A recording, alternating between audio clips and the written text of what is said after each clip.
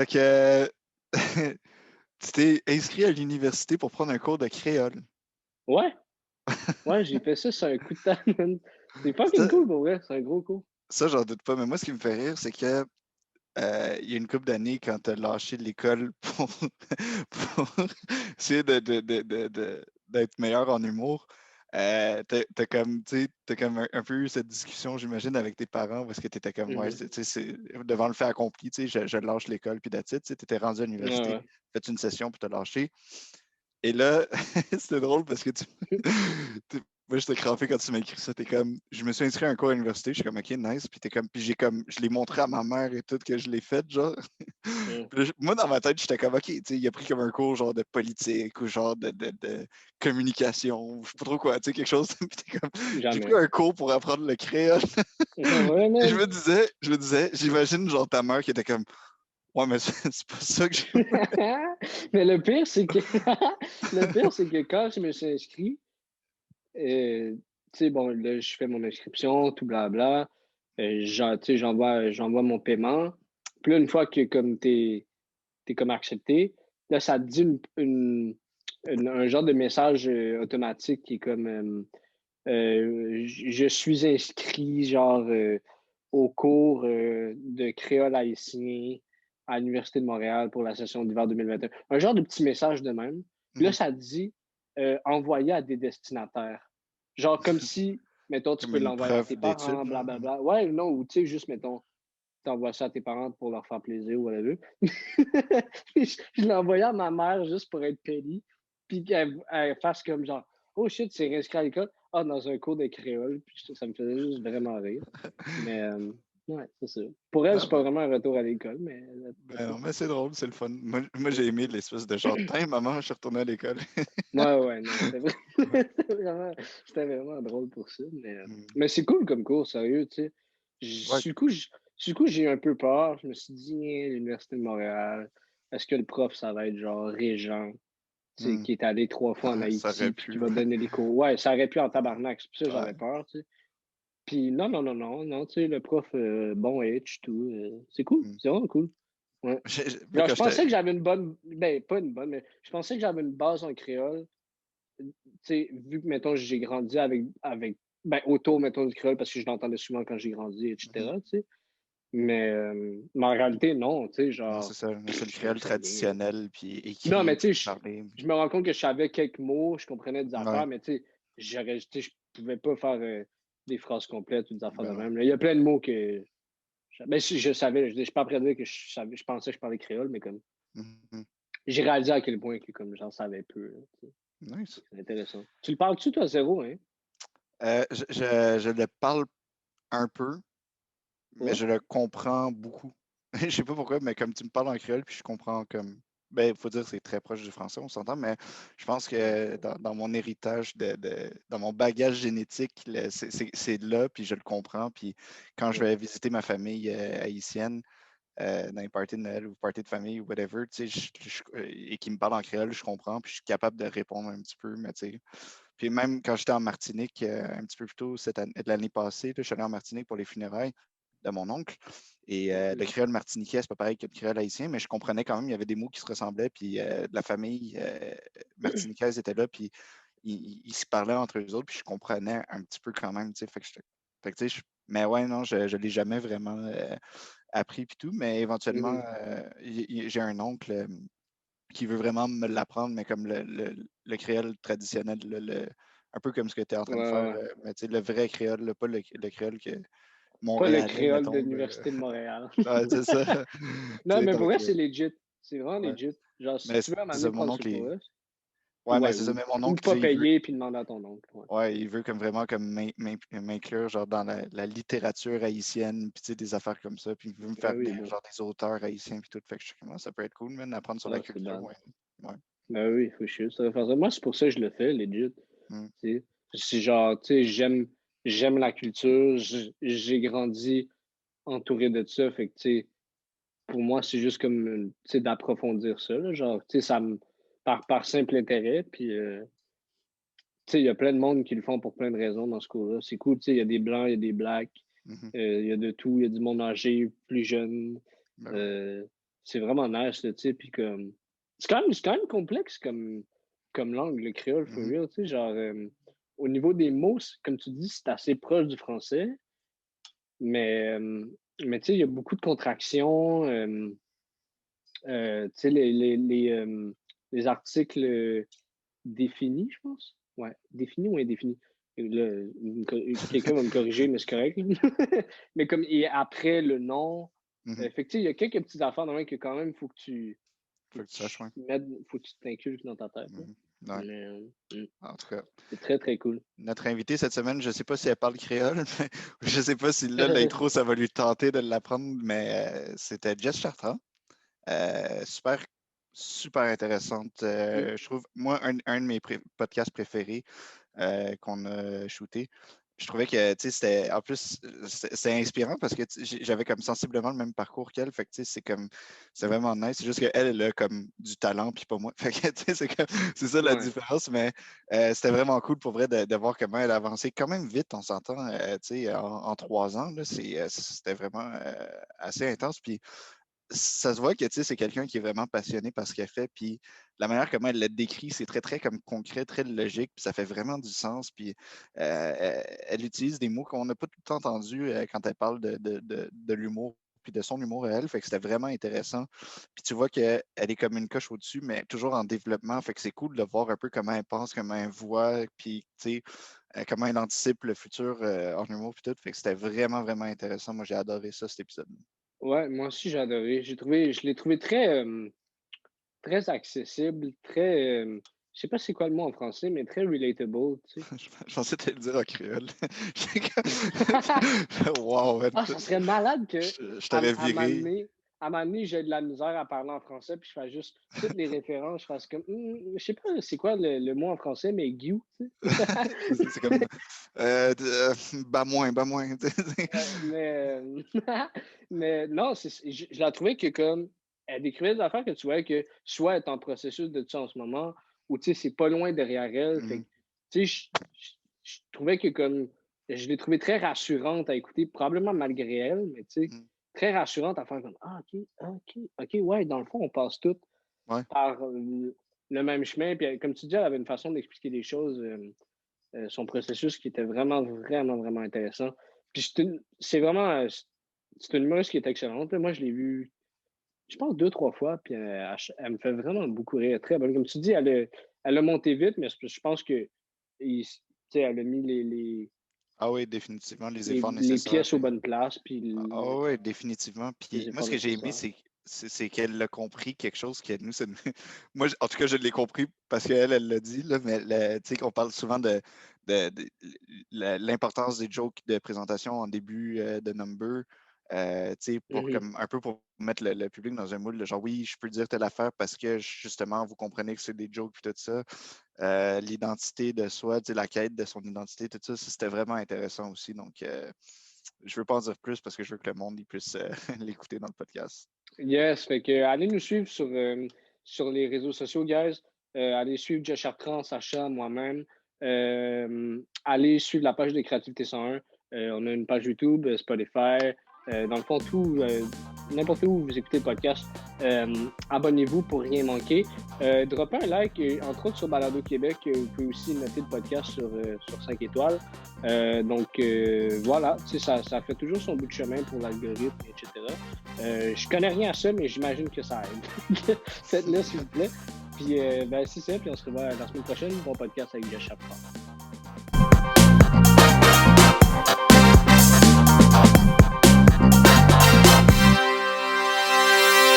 100%. Fait que, ben, allons-y avec notre première question. On reçoit juste Jess Chartrand cette semaine. Ce qu'on demande, nous, tout le temps au début, qui j'imagine que tu vas détester aussi, c'est selon toi, comment tu décrirais ton style d'humour? Je dirais de l'humour d'observation. C'est plate comme réponse, mais je pense que c'est ça. T'sais. Mais c'est dur à définir soi-même, son style d'humour, je pense. Mais parce que, évidemment, je ne fais pas d'absurde. Ça, c'est assez facile de savoir que ça ne rentre pas dans cette catégorie-là. Je ne fais pas non plus d'anecdotes. Fait que, jusqu'à date, mettons, je dirais pas mal de l'observation. Mais tu sais, est-ce que ça va changer? Tu sais, moi, je pense que, mettons, l'humour d'observation, ça peut facilement aussi, avec le temps, devenir rentrer de l'anecdote là-dedans parce que tu peux rentrer de l'humour d'observation dans de l'anecdote aussi. Ça peut se croiser à un moment donné. Pour l'instant, j'en fais pas, mais peut-être qu'éventuellement, ça va devenir ça quand je vais être mon personnage de scène va être plus défini, peut-être. OK. Ben justement, je me demandais si c'est pas de l'anecdote, ça passe par quel moyen ton humour? Est-ce que c'est plus du stand-up? Est-ce que c'est plus des liners? Est-ce que c'est plus du monologue? C'est sur quelle forme que ça prend? Stand-up. Stand-up. Ouais, stand-up. J'adore les gens qui font du liner, là, mais je sais pas comment ils font pour retenir leur texte. Là, c'est fou, là, comme Faf. Vous connaissez Faf. Ouais. Comme Julien Chidiac aussi, là, c'est fou, là, les liners de même, je sais pas comment ils font pour retenir ça, mais c'est tellement bon, tellement concentré comme humour. Ouais, c'est la concision à son plus à son meilleur, dans le fond. Exact. Ouais. Ouais, vraiment. Est-ce que ton style a évolué depuis. C'est-à-dire, est-ce que tu as toujours fait de l'humour d'observation depuis que tu as commencé à faire de l'humour? Ouais, je pense que oui, mais il a évolué dans le sens où il est c'est plus clair maintenant ce que j'écris. Tu sais, un peu au début, on dirait que ça me fait un peu penser à un entonnoir. L'humour, tu sais, au début, tu essaies de pacter plein d'affaires, puis ça rentre pas toujours, mais c'est le seul matériel que tu as, fait que tu gardes tout ce que tu as. Tu sais. À un moment donné, ça se définit, puis tu finis par comprendre vraiment plus qu'est-ce qui fonctionne pour toi. Tu sais. Fait que là, on dirait que je le sais plus, ça s'est purifié, si on veut, mais ça a toujours été pas mal du stand-up d'observation. Tu sais, c'est ça, j'ai jamais essayé de faire d'anecdotes, j'ai jamais essayé de faire... j'ai des petits liners, des fois, dans mes affaires. J'ai déjà essayé ça un peu, mais c'est ça. Non, j'écris plus par bit, donc, comme le stand-up à l'américaine un peu. Là. Ouais. Puis au niveau du processus créatif de ton matériel, comment ça se passe le cheminement entre les observations que tu fais dans ton quotidien, puis après mettre ça sur du papier, puis rendre ça drôle pour ensuite éventuellement aller en faire un number là, sur scène? Oui, ça l'a beaucoup changé. Comme au début, chaque bonne idée, j'attestais. Chaque affaire, je me disais, je prenais vraiment pas le temps de filtrer mes trucs. Puis, au début, c'est vraiment, moi, j'ai trouvé ça vraiment stressant à écrire. Mettons, la première année que je faisais du stand-up, là, je trouvais ça vrai. À chaque fois, j'essayais, on dirait, d'éviter l'écriture. Puis, t'écris, puis t'es comme tellement pas bon qu'est-ce que t'écris. Tu écris un 5 minutes, puis t'as peut-être une bonne joke là-dedans. Mais à un moment donné, tu comprends que cette bonne joke-là que tu as écrite en 5 minutes, c'est une joke de plus que tu n'avais pas avant. T'sais. Peu importe le nombre de stocks que tu scrapes, faut juste que tu penses au positif. T'sais. Tant que tu n'écriras pas, tu n'auras jamais d'autres jokes. Fait que si tu as une joke de plus par semaine, c'est une joke de plus par semaine. Tu ne l'avais pas avant, cette joke-là. Fait que ça m'a pris du temps avant de comprendre ça. Comprendre que le nombre de gags que tu as, c'est pas grave. Ce que tu scrapes, c'est ce que tu gardes qui est important. T'sais. Puis ça a changé beaucoup. Puis les observations avant, j'ai noté toutes, puis j'ai faisais toutes. Dès que j'avais une idée, je la faisais, puis je prenais pas le temps d'analyser est-ce que c'est une bonne idée, est-ce que ça va être mal interprété, est-ce que j'ai le talent pour amener cette idée-là, ou est-ce que je veux qu'elle soit, tu sais.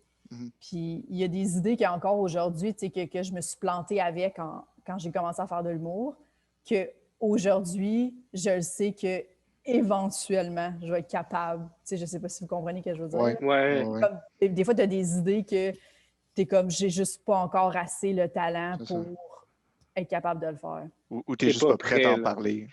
Oui, c'est ça. Ton cerveau humoristique est comme pas assez développé pour être capable de faire une idée comme ça, on dirait. Comme, il y a des idées que maintenant, je suis comme, si je l'avais eu aujourd'hui, que j'ai eu là, 2 ans, mettons, que je sais que je serais plus capable de le faire. Mais on dirait que je me suis tellement plantée avec que je vais la laisser mariner encore. Mais c'est drôle que tu dises qu'au début,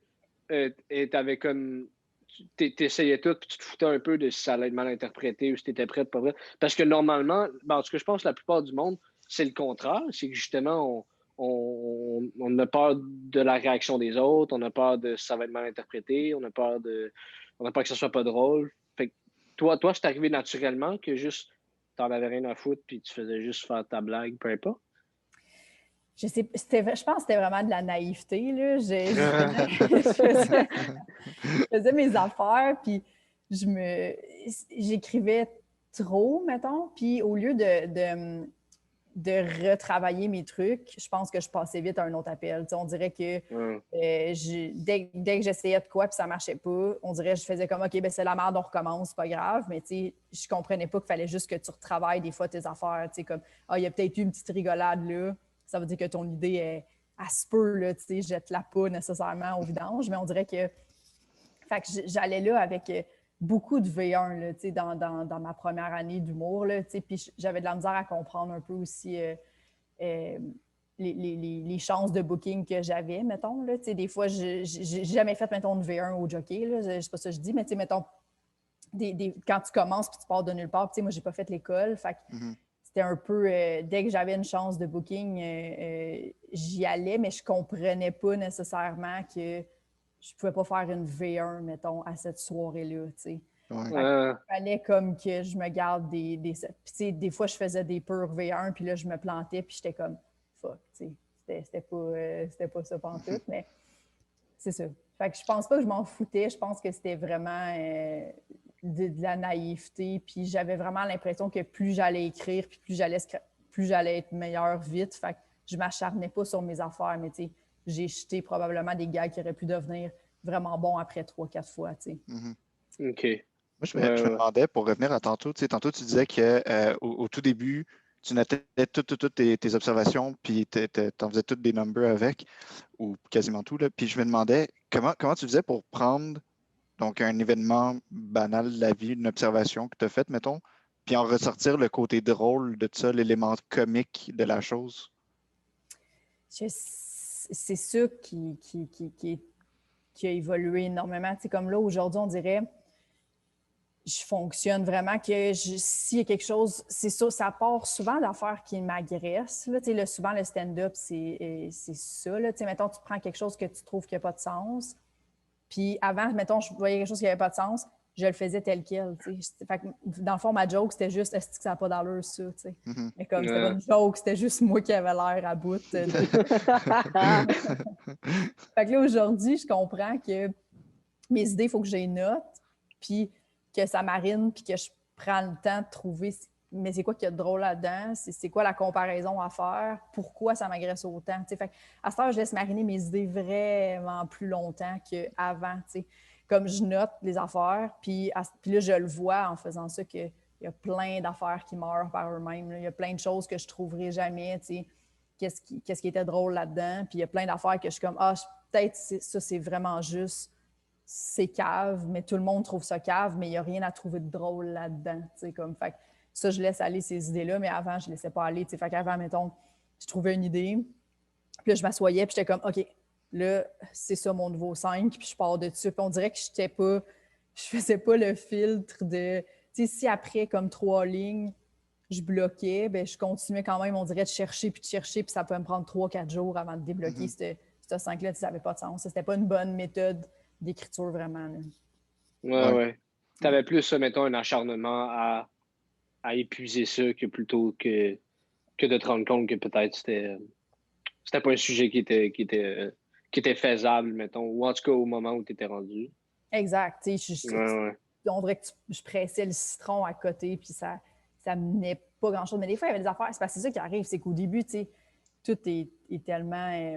tu comprends pas comment ça fonctionne, puis c'est vraiment normal, là, dans le sens que toi, tu entends ça souvent, là, des gens, tu es comme, c'est ça, il faut écrire pendant des heures, puis c'est s'acharner, puis trouver c'est quoi, puis tu écoutes des podcasts, puis tu entends des gens, genre, tu entends François Bellefeuille faire, j'ai cherché un gag de même pendant 8 mois, puis à un moment donné, il m'a popé. Fait que on dirait que tu dis, ça va être ça, moi aussi, c'est normal, mais comme, des fois, il y a juste des idées qui sont pas bonnes, puis il faut pas que tu t'acharnes non plus là-dessus, mais Puis tu joues tellement pas beaucoup aussi, tu sais, quand tu commences, que justement, tu n'as pas le temps d'essayer trop tes idées. Tu sais, comme plus tu deviens avoir du matériel, puis plus, mettons, tu testes quelque chose, souvent, peu importe, tu sais, comme là, à cette heure, dans n'importe quel open mic, j'arrive rarement avec une pure V1, là, tu sais, tu fais tes 2-3 gags que tu sais qui fonctionnent, tu commences avec ça, après ça, tu testes, tu le vois tout de suite si ton idée n'est pas bonne, tu vas sauter, puis tu vas faire autre chose, puis tu sais, comme tu vois que ta piste n'est pas bonne pantoute, ou que c'est juste mal amené, on est plus capable de filtrer, tu sais, mais au début, tu t'acharnes ou c'est tout ce que tu as, tu sais. Ce que tu t'es pratiqué à faire, c'est ça. C'est ça que tu vas faire. Tu n'es pas capable de sauter à... Moi, je n'étais pas capable, en tout cas, là, au début, ma première année, je me pratiquais pour faire tel numéro. C'était tel numéro que je faisais. Si ça ne levait pas, j'avais pas d'autres stocks que je connaissais. Ouais, c'est ça. Comme... Non, c'est ça. T'as pas le luxe de faire hey, c'est correct, je vais revirer vers mon stock solide. Exact. C'est ça ton stock. C'est ça, c'est ça que tu t'es pratiqué à faire. Puis, au début, moi, je savais pas mes affaires. Comme ça m'impressionnait full de voir justement, comme là, des fois, tu commences à faire des shows avec des gens qui ont plus d'expérience. Puis là, tu les entends dire aïe, j'ai vu que ça levait pas, fait que j'ai fait du vieux stock, là, mais ça levait tellement pas mes idées qu'ils veulent juste comme sauver leur numéro, leurs 8 minutes. Mettons, on va finir avec 3 minutes qu'ils ont déjà fait 1000 fois, mais juste pour qu'au moins ça soit cool moindrement pour le public. T'sais. Mais toi, quand tu commences, t'es juste, ben moi, c'est pas mal tout ce que j'ai. Oui, complètement. Tellement. Ça va être ça, là, tu sais. Fait que tu plantes solidement, là, Ouais. Fait que toi, les numbers est-ce que tu écris sur la scène ou tu arrives vraiment normalement sur scène avec un texte déjà écrit, puis c'est vraiment, tu y vas avec ce que tu as écrit? J'ai vraiment tout écrit, tu sais. Okay. Tout écrit vraiment. Puis, tu sais, comme mes idées, j'ai développe, mettons. Mais à cette heure, ma technique d'écriture, c'est beaucoup ça. Tu sais, je vis ma vie, puis là, les idées que j'ai, je les garde. Puis, j'ai note toutes dans mon cell, mettons. Après ça, quand je me fais des blitz d'écriture, moi, j'aime ça écrire j'aime ça écrire quand j'ai des shows, mais pas nécessairement écrire dans le jour puis aller tester le soir ce que j'ai écrit, tu sais. Des fois, je vais juste peaufiner des petites affaires ou, tu sais, mettons, je vais faire un 8 minutes à l'abreuvoir, ben là, je me dis comme, je vais faire, tu sais, ce texte-là qui est bon, je le sais, un petit bout de mou, je vais essayer une petite affaire là-dedans, tu sais. Fait que ça, mettons, ça me dérange pas d'écrire de quoi dans le jour où j'ai eu un bon flash, je me dis, ça me tente de l'essayer à soir, tu sais, ça me dérange pas de le faire. Mais d'écrire quelque chose, mettons un bit au complet, là, puis d'aller l'essayer le soir même, ça me prend plus de temps que ça, moi, l'apprendre puis me l'approprier, mettons. Là. Fait que, à cette heure, j'écris pas mal, mettons, toutes mes affaires. Puis je vais aller le tester, mettons, dans un open mic quand je sens que ce 6 minutes-là se tient. Puis honnêtement, depuis que je fais ça, ça va beaucoup mieux parce qu'on dirait que vu que je le laisse mariner longtemps dans ma tête, puis les affaires qui sont pas bonnes, ils s'éliminent un peu par elles-mêmes. Puis comme après 3-4 jours, mettons, des fois, je suis en train de conduire, puis je suis comme, non, ça, c'est pas bon. Ça, c'est pas une bonne joke. Mettons, ce bout-là, ça fait une couple de fois, je me le fais dans ma tête, je le vois là, que c'est flou, tu sais. Mais si je l'avais fait le soir même, la journée que je l'ai écrit, ben, je m'en aurais rendu compte sur scène. Ça n'aurait pas été plus grave que ça, mais tu sais, on dirait que ça m'évite un peu ça, puis ça va mieux pour moi maintenant, ça, tu sais. Fait que je trouve que ça m'a donné plus de confiance pour tester mes affaires, de les laisser mariner longtemps, mettons. Okay, Ouais. Puis au niveau de la créativité, as-tu des exercices que tu fais pour essayer de libérer ta créativité, des exercices d'écriture? Est-ce que c'est comme d'écriture automatique ou est-ce que tu vas écrire à tous les jours pendant un certain nombre d'heures ou est-ce que c'est plutôt genre tu te poses des questions sur un sujet puis tu essaies de le décortiquer? Comment tu fonctionnes? Je fais encore des fois la toile d'araignée. Tu sais, mettons, tu as ton sujet, puis là, tu pars plein tu l'encercles, puis tu fais comme des rayons, puis là, tout ce qui a rapport avec ça, le contraire de ça. Tu sais. Ça, des fois, je le fais encore. Quand j'essaie de voir si... mettons, il y a un bon bit que j'ai écrit, mais qu'il n'y a pas beaucoup d'autres affaires autour, ben là, j'essaie de voir si je pourrais pas... puis que je veux, mettons, l'insérer dans style mon 15, tu sais, mais que je suis comme, il ne fit pas nulle part. Fait que des fois, j'essaie de voir si dans ces rayons-là, mettons, il n'y aurait pas quelque chose qui pourrait s'imbriquer dans mon 15 puis que ça n'ait pas l'air de juste « Hey, check ça, c'est mon nouveau gag, je voulais vous le faire, fait que voici. » Tu sais, comme j'essaie de voir s'il n'y aurait pas quelque chose qui pourrait faire ça. Fait que des fois, c'est ça qui fait que ça débloque. Mais c'est assez rare. On dirait que depuis que ça va mieux, mettons, justement, mon écriture, puis que on dirait que les idées finissent par se... J'ai pas, mettons, un numéro qui parle du zoo, puis un autre numéro qui parle de l'avortement. Tu sais, genre dans le sens que tes idées finissent par... Tu sais, on dirait que ça parle justement de ce que tu vis, de ce que... Fait que ça devient de plus en plus facile, j'ai remarqué, de faire des liens naturels dans mes affaires. Tu sais. Mettons ça, les techniques d'écriture comme ça ou des petites affaires pour... Je le fais quand, mettons, il faut que j'écrive pour GHB des fois. C'est comme des trucs comme ça que là, tu n'as pas le choix. Il faut que tu écrives 8 minutes de stock qui ont pas... que j'ai rien de ça dans mon stock normal. J'ai pas de stock vraiment vulgaire ou d'affaires qui se disent pas. Fait que là, des fois, tu n'as pas le choix de... Ça ne m'arrive pas des affaires comme ça dans le quotidien. Là. Tu sais, tu peux pas espérer que ça tombe de nulle part. Fait que, tu sais, ça, des fois, ça fait ça. Mais sinon, je dirais que la plupart du temps, je fais juste développer justement mon idée. Tu sais, comme des idées que j'ai écrites dans mon cell il y a 3 semaines. Je ne m'en rappelle pas en ce moment. Tu sais. Mais comme, mettons que je me ferais une journée d'écriture, je retournerais dans mon cell, puis là, je lirais telle note, puis je ferais ça me tente aujourd'hui de développer ça. Là, je le développe, puis des fois, ça mène à vraiment haute affaire, puis d'autres. Mes gags, souvent, ils viennent à l'écriture vraiment de façon assise devant mon ordinateur. Puis des fois, j'écris même pas, là, vraiment. Je fixe quelque chose, puis là, j'y pense. C'est vraiment long. Puis je me dis, si quelqu'un check ça, c'est ridicule. J'ai vraiment l'air... Ça n'a aucun rapport, j'ai juste fixé rien. Puis mais comme ça s'écrit, on dirait dans ma tête. Puis là, après ça, je le réécris, tu sais. Puis là, on dirait que je le vois, le bit se former, tu sais, puis je vois qu'est-ce qui arrive. Tu sais, j'attends pas. Avec l'écriture automatique, on dirait, ça n'a jamais fonctionné pour moi. Mais je fais beaucoup d'écriture dans ma tête, mais tu sais, pas à la gouache, là. Tu sais, pas à la gouache de comme, tout, tu sais, vraiment plus, j'y pense vraiment longtemps, puis là, on dirait jusqu'à temps que j'ai le bon wording, là, je le tape. Puis après ça, tu sais, quand je dis, mettons, j'écris pendant 8 heures, là-dessus, j'ai peut-être pensé puis fixé de la merde dans mon bureau pendant 4 heures, tu sais.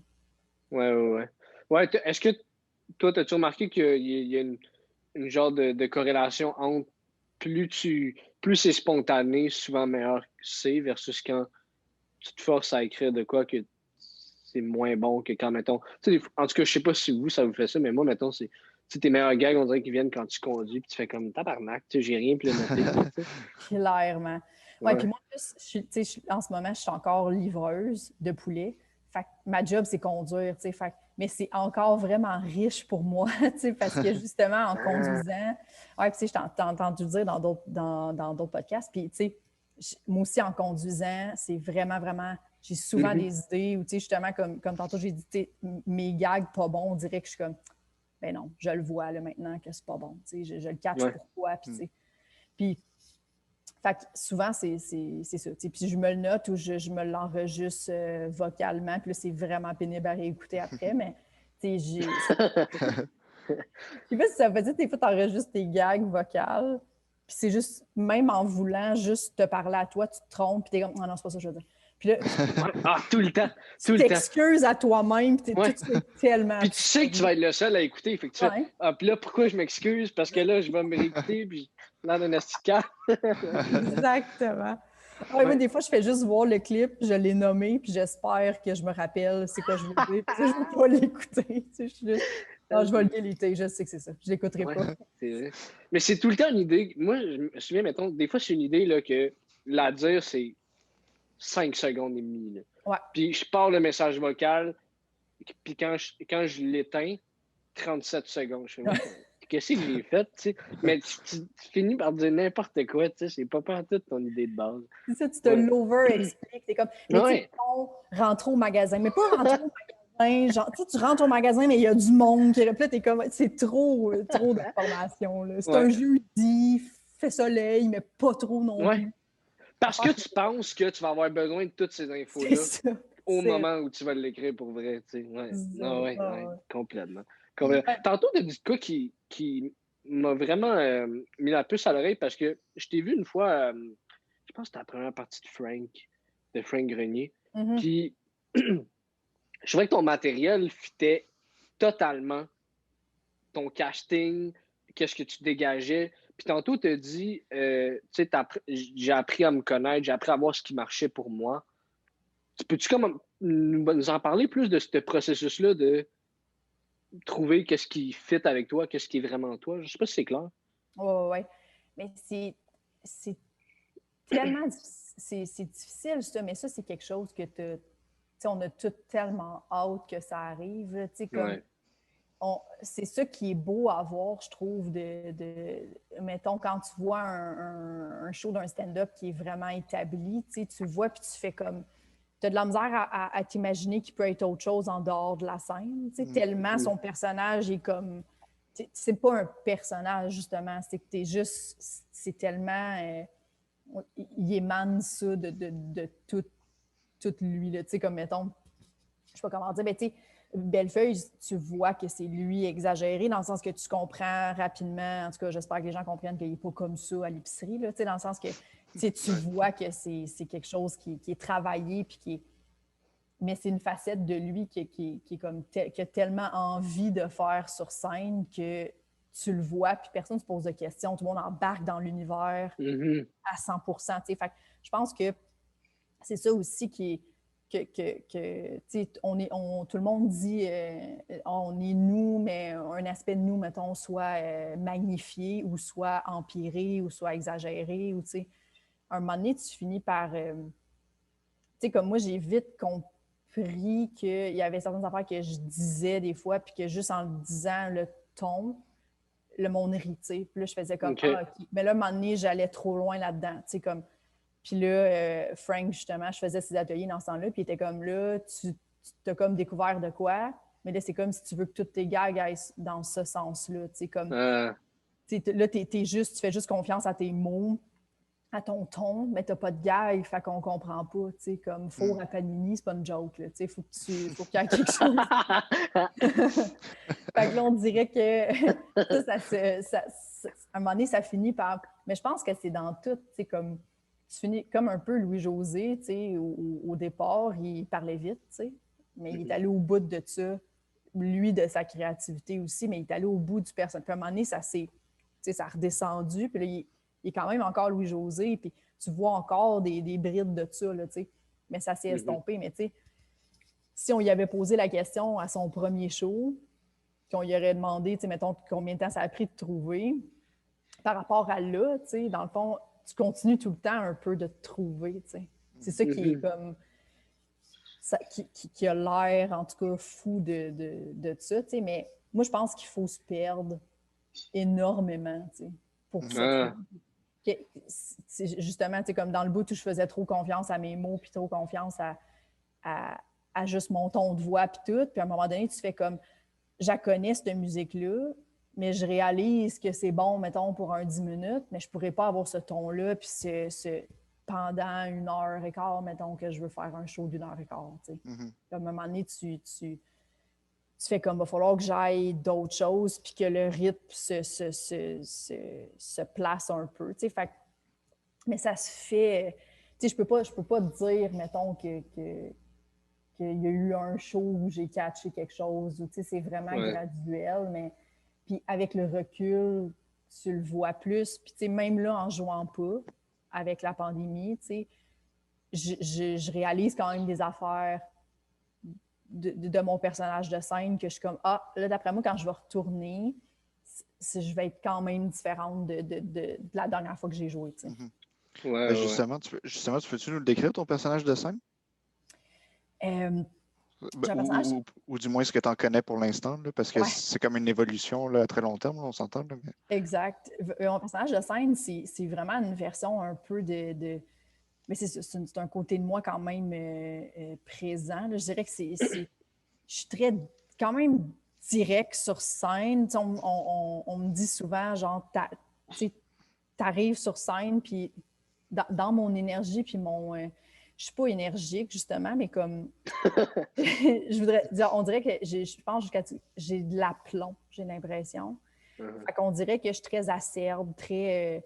je passe pas par quatre chemins. Je te dis mes affaires, puis justement, j'ai un ton un peu sec, mais ça marche très bien avec les jokes, mettons, sarcastiques. Puis c'est parfait pour pointer des affaires qui ont pas rapport d'une situation. Par contre, ça me nuit parce que j'ai pas un capital sympathique en embarquant sur scène. T'sais, les gens sont pas en amour avec moi. Fait que ça l'a fait beaucoup qu'au départ, une fois sur trois, ça me nuisait énormément parce qu'en plus, j'étais super stressée. Puis je souris pas beaucoup d'envie, puis j'ai un naturel bête. Fait que souvent, j'arrive sur scène, puis les gens vont pas... Fait que je savais pas comment, justement, amener les gens avec moi, puis faire aux gens que hey, je suis pas quelqu'un, je suis pas la personne que vous pensez, mais rentrer tranquillement dans mon univers, mais finalement, je suis un peu celle que vous pensez, mais faut que... Je pense que ça aussi, ça fait partie beaucoup de l'apprentissage de ton personnage de scène, comme comment amener les gens à te faire confiance. Parce qu'il y a des gens sur scène que, tu sais, comme Bellefeuille, il peut arriver, je ne sais pas si vous avez vu son dernier show, mais il rentre sur scène en criant « J'engraissé », c'est ça son premier mot, mais comme, parce que tout le monde connaît le personnage maintenant, il n'est plus obligé d'expliquer rien de son personnage. Il n'est même plus obligé de saluer la foule, puis le monde rit, parce que c'est ça, tout le monde a adopté, tout le monde a payé pour ça, tout le monde est là pour ça. Puis dans n'importe quel show, probablement, là, je parle à travers mon chapeau, mais dans n'importe quel show que tu vas, même si les humoristes ne sont pas annoncés, tout le monde connaît Bellefeuille, puis tout le monde a un peu payé pour ça. Tu es juste tellement peu importe, même s'il pourrait rentrer sur scène, envoyer chier le monde, tout le monde est juste comme mais c'est ça que je voulais. Mais ça, avant d'arriver là, je pense qu'il y a ça aussi beaucoup qui fait que des fois, on se plante parce que notre personnage de scène n'est pas dosé. Puis il y a des fois, il y a des publics qui embarquent d'entrée de jeu, mettons, dans ton personnage. Puis d'autres fois qu'il y aurait eu besoin, eux autres, d'un petit peu de crémage, là, puis d'un petit peu d'explication de pourquoi tu arrives en disant telle affaire. Mais ça, c'est ça. Je pense qu'au départ, j'avais de la difficulté avec comment amener mon personnage de personne qui a l'air de juger beaucoup. Puis là, c'est là que ça revient aussi un peu à l'autodérision. Avec quoi commencer, quel bit tu mets en premier pour que justement, à un moment donné, ça vient que tu le sais. Je ne peux pas commencer avec ce joke-là.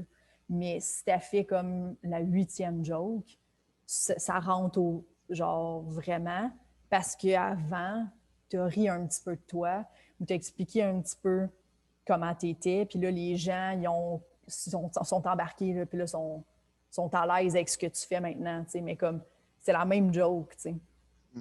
Puis là, à un moment donné, tu vas comprendre ça. Tu comprends que je peux pas commencer comme ça. Je peux pas juste arriver, voici mon personnage, parce que personne me connaît.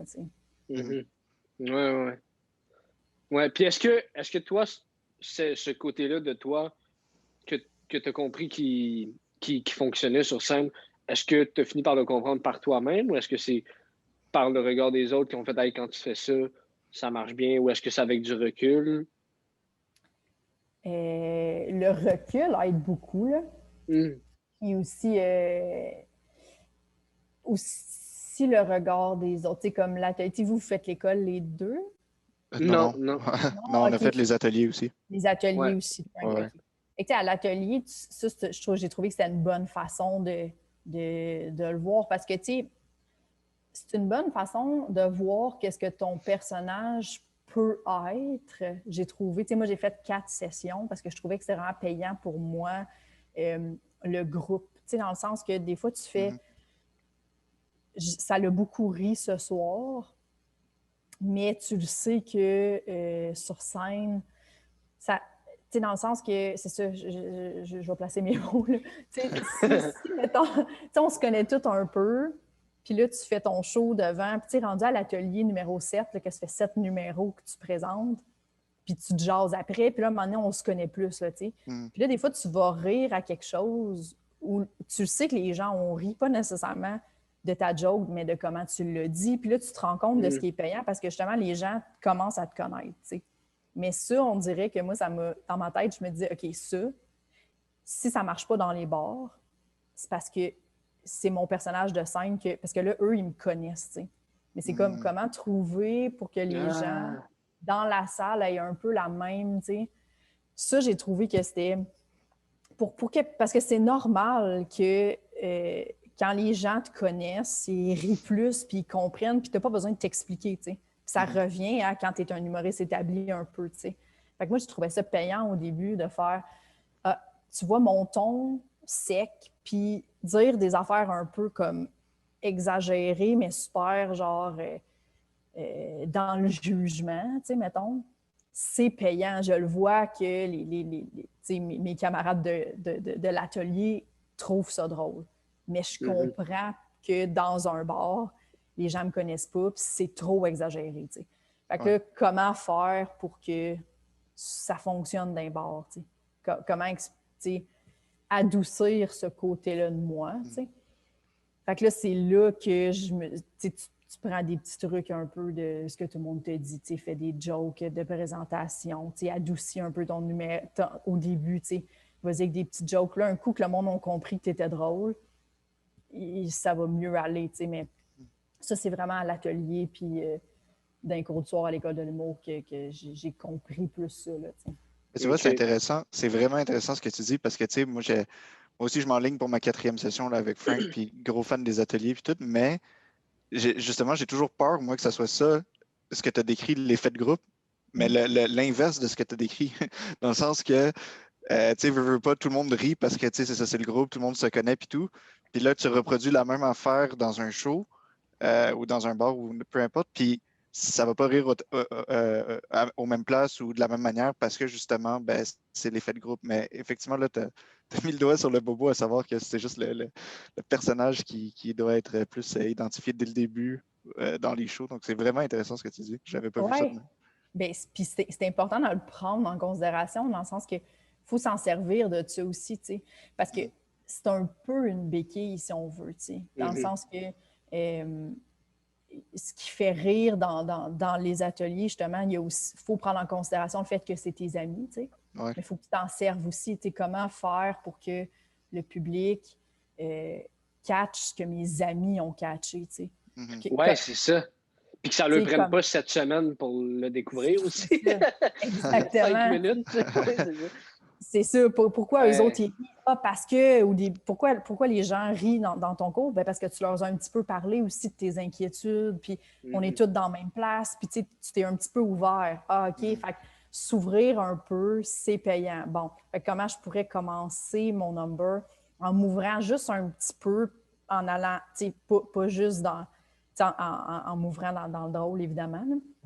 Puis faire que j'ai un petit peu un capital de sympathie si tu ne l'as pas d'entrée de jeu. Comme moi, je ne l'ai pas du tout. Puis, tu sais, j'ai pas un casting de personnes que je peux rire de moi facilement. J'ai pas quelque chose d'apparent sur moi que je peux faire comme « Hey, je sais que telle affaire. » Fait moi, ça a été difficile de faire comme « Mais comment? » Pas faire pitié, mais juste attirer ce capital de sympathie-là quand même pour que les gens fassent comme « OK, là, on est de ton bord, vas-y. » Ouais, définitivement. Puis il faut que tu apprennes à bien te connaître toi aussi, là, pour être capable de faire tout ça. Il faut que tu sois capable de rire de toi pour que les autres acceptent que tu ris des autres.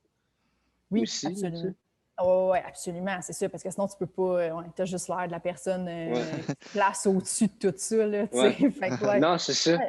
Il y a une Mais façon c'est quelque chose, en tout cas, au début, on dirait que en tout cas, moi, au début, même aujourd'hui, je peux pas dire que je le catch à 100%, que tu arrives sur scène, des fois, tu fais ton matériel, puis tu sors, puis tu fais comment ça, le monde, ils ont pas... Mais c'est parce qu'ils te connaissent pas, tu sais. C'est ça. On oublie des fois que tu t'arrives là, hey, c'est la première fois qu'ils te voient de ta vie, ces gens-là. Là. Ils n'ont aucune idée t'es qui. Puis toi, t'arrives là, puis tu déblatères tes jokes de pompier ou de graines ou peu importe. Mon Dieu, OK. Tu Exact. sais, faut que tu apprennes à connaître la personne. Ouais. Oui, puis tu sais, le public n'est pas. Il y a des shows où le public n'est pas. C'est pas tu sais, mettons, tu vas évidemment, mettons, au bordel, au jockey, à l'abreuvoir. Tu sais, c'est un public d'humour que tu as zéro besoin d'expliquer. Ils embarquent, sont déjà là, ils sont habitués, ils sont rodés. Il y en a qui sont là à chaque semaine. Tu sais, comme pas besoin de. Puis justement, sont là prêts à découvrir des nouvelles personnes. Tu sais.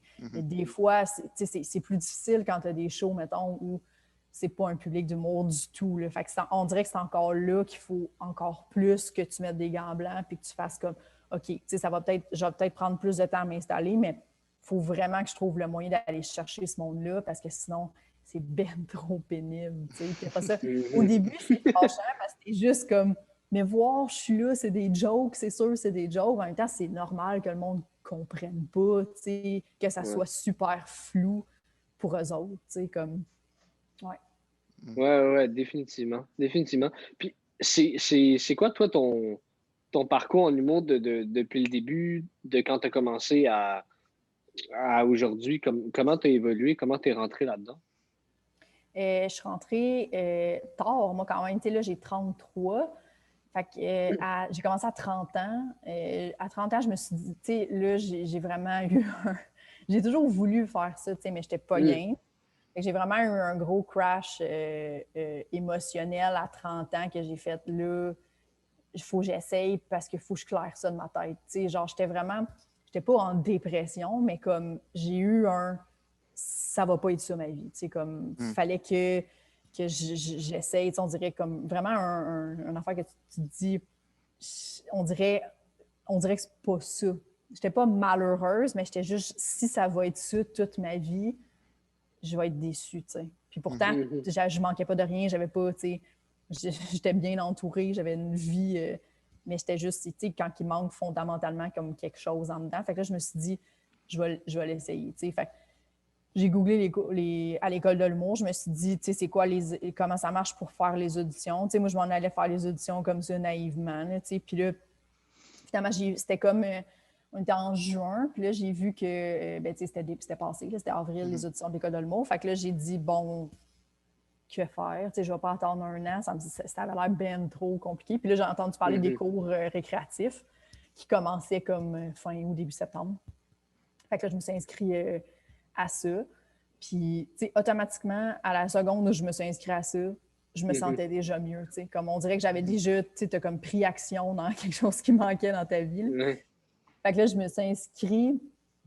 J'ai écrit mon 5 minutes, mon premier 5 en me rendant avant pendant le temps, mettons, de juin à août. Ça a été évidemment une catastrophe.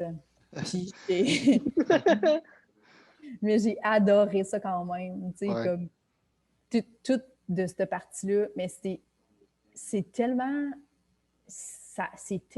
flou. Tu sais, moi, je n'ai pas fait d'impro, j'ai jamais fait. Fait que je sortais de nulle part. Tout ce que j'avais, c'était je veux faire ça dans la vie, je le sais qu'à un moment donné, je vais être bonne, tu sais. Mais c'est tout ce que j'avais, tu sais. C'était vraiment rien de concret, là. Mais finalement, ça finit par se placer. Mais ma deuxième session avec Charles Deschamps était vraiment plus payante pour moi. C'est vraiment là que j'ai commencé à comprendre, puis à jouer dans les bars, puis à avoir des pas pires succès, puis avoir des vraiment grosses défaites aussi. Mais tu sais, le fait d'avoir des succès dans les bars, ça fait comme, OK, bien, si je suis capable de le faire de temps en temps, ça veut dire qu'à quelque part, il y a quelque chose, tu sais. Il faut juste que... Fait que là, on dirait que ça devient de plus en plus concret, puis tu veux toujours revivre ce que tu as vécu quand ça allait bien, puis justement, comme éventuellement, après cette deuxième session-là, j'ai fait 4 sessions d'atelier avec Frank Grenier back-à-back. Puis là, ben, c'est ça. Fait que ça fait 3 ans, mettons, sans la pandémie. Là. Ça va faire 4 ans là, mais la dernière année... Elle compte pas. c'est ça. Fait que, ouais.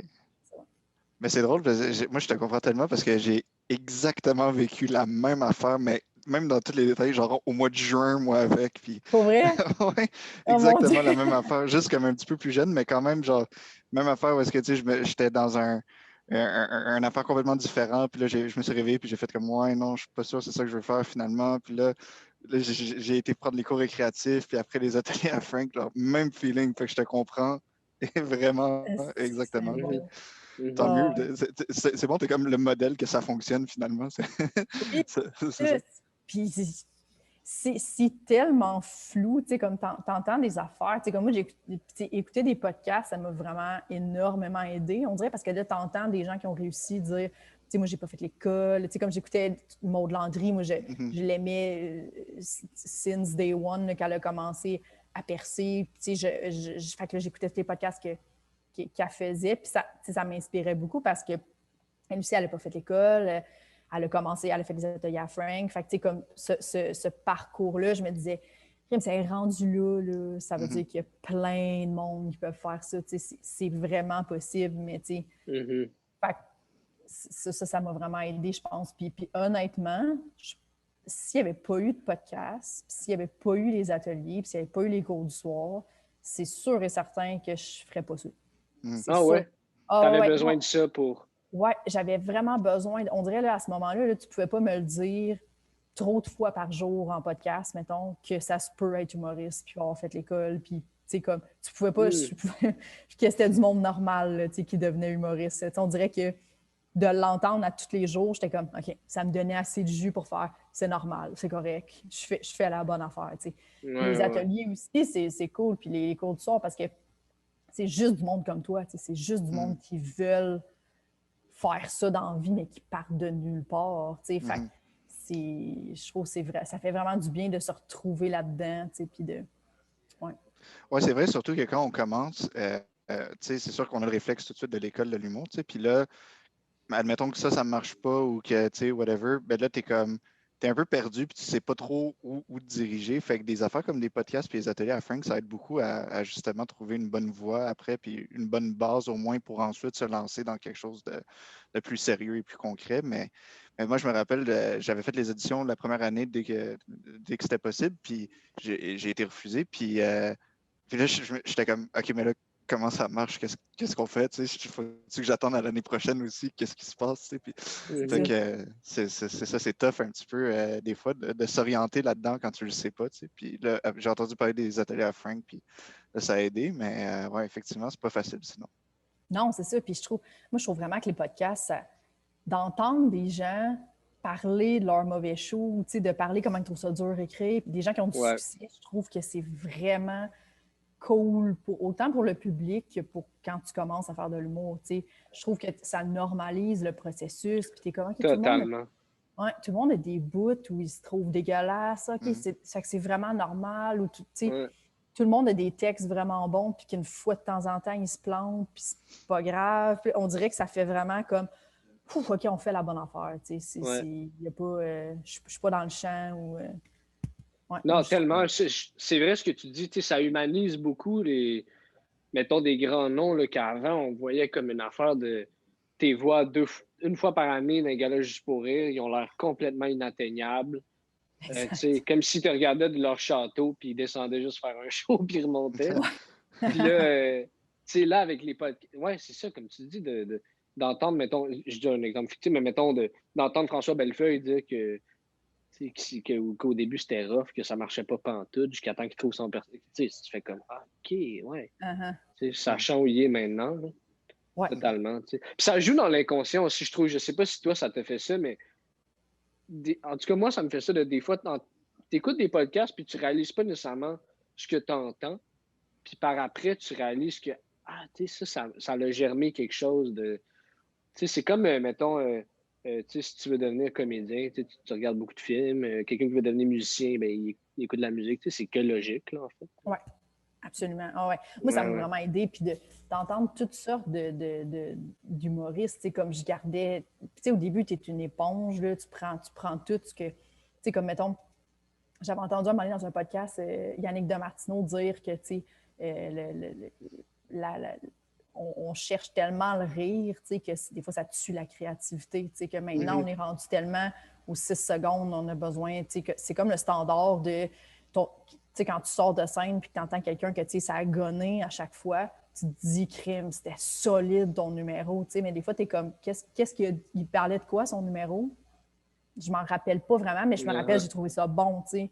Mais comme, il y a de ces numéros-là, puis il y a des numéros où des fois, il y a un long moment, mais ça, c'est vraiment de plus en plus rare, tu sais, des stand-up. Je trouve que il y a un 3 minutes dans son 8 minutes où il explique des affaires, il y a des petits gags ici et là, mais il perd jamais l'attention du public. Tu sais, le monde sont pendus, puis là, à un moment donné, pow! Tu sais, là, il sort la joke, puis là, tu comprends pourquoi il t'a amené là. Et ces numéros-là sont durs à construire, tu sais. Genre, d'entendre Yannick Damartino dire ça, puis de faire, tu sais, des fois, ces numéros-là, ils ont l'air pas efficaces quand t'es rod au départ, tu sais. Ça a l'air d'être de la peur merde, puis des fois, t'as l'air de t'acharner, tu sais. Mais éventuellement, ce numéro-là devient un chef-d'œuvre, tu sais. Mais comme ça, le fait que des fois, il faut laisser la chance aussi à l'idée de devenir drôle, tu sais. Ouais. Puis comme ça m'a vraiment fait ça, tu vois, c'est pas fou, tu sais. Des fois, c'est au début, surtout, tu sais, on veut tellement juste survivre sur scène, mais il y a quelque chose d'intéressant aussi à un moment donné, de quand tu es plus solide, de faire OK, mais là, j'aimerais ça peut-être parler de quelque chose. Tu sais, que les gens fassent comme ah, tu sais, puis à un moment donné, tu sais, moi, je trouve qu'il n'y a rien de plus beau dans la vie que une envie humoristique. Là, il y a plein d'autres affaires de plus beau dans la vie, là, mais dans la vie, que, mettons, tu sais, des fois, tu fais quelque chose, ça te fait penser à un gag de quelqu'un. Ça te fait penser à un special, ça te fait penser à comme. Puis, tu sais, moi, ça, je trouve ça fou, tu sais, mais des fois, c'est pas dans le numéro qui gagne le plus que tu te rappelles d'un gag de même, tu sais. Des fois, c'est quelque chose que tu as vu dans les Simpsons, tu sais, des fois, c'est quelque chose, mais juste comme ça l'a marqué ton imaginaire, puis des fois, ces numéros-là sont importants aussi, tu sais. Puis c'est vrai, faut pas laisser justement le gun du rire tuer ces numéros-là, tu sais. Non, c'est vrai. Faut qu'ils se développent en version de 8 minutes aussi, tu sais. Oui, totalement. C'est vrai, puis je pense qu'à maintenant, on se rend compte aussi que l'humour, c'est avant tout, tu sais, de faire rire, c'est aussi juste un vecteur d'émotion. Tu sais, je me rappelle, moi, quand moi, je n'ai 23, fait que mon référent est assez jeune, mais je me rappelle quand j'étais plus jeune, je regardais Condamné à l'excellence de Martin Matt, puis je l'ai roulé chaud là. Puis il y avait un bout où il parlait de son père, puis je pense qu'il chantait une toune, un enfant. Puis c'était triste, là. C'était vraiment triste. Puis quand ça repartait, tu riais encore plus. Tu sais, il tenait le monde là, comme ça. Là. C'est sûr. C'était débile. Puis là, c'est là que j'avais réalisé. Aïe, OK, dans le fond, tu transportes le monde. Tu sais, oui, le but premier, c'est tu passes beaucoup par le rire, mais, absolument. Mais quand il y a un bout de plus triste, tu peux aussi faire des grandes affaires avec ça. Ouais, vraiment. Ouais. Ça tue.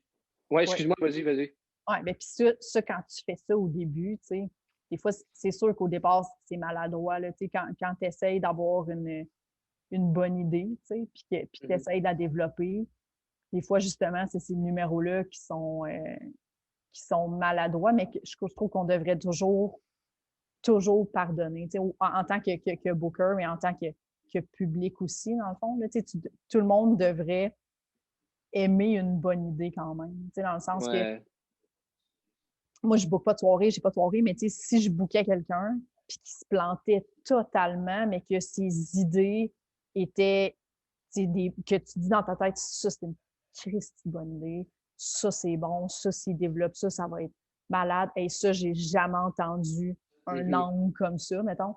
C'est sûr que je le rebookerais, sans hésiter, parce que c'est pas un plantage, au moins, c'est juste pour une raison X, ça n'a peut-être pas marché ce soir, puis le public n'avait pas le goût de ça, ou il est passé après quelqu'un qui a justement gonné ses gags de même. Mais tu sais, le stand-up, c'est ça aussi, tu sais, c'est transporter des idées. Puis c'est sûr qu'évidemment, la personne, elle va essayer de rendre ça drôle, tu sais, ou elle pensait que c'était drôle, puis finalement, ça l'était juste passé, peut-être trop d'émotions, peut-être. Mais tu sais, ces numéros-là sont durs à créer, mais il faut les laisser se créer, tu sais.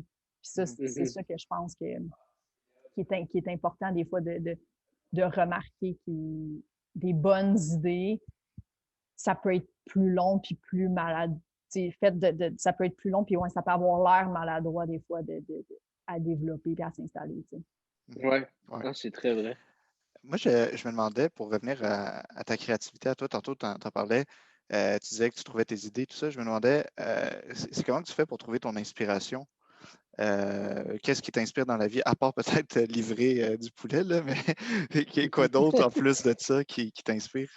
Ah, il y a beaucoup d'affaires qui m'inspirent, mais c'est ça, du quotidien.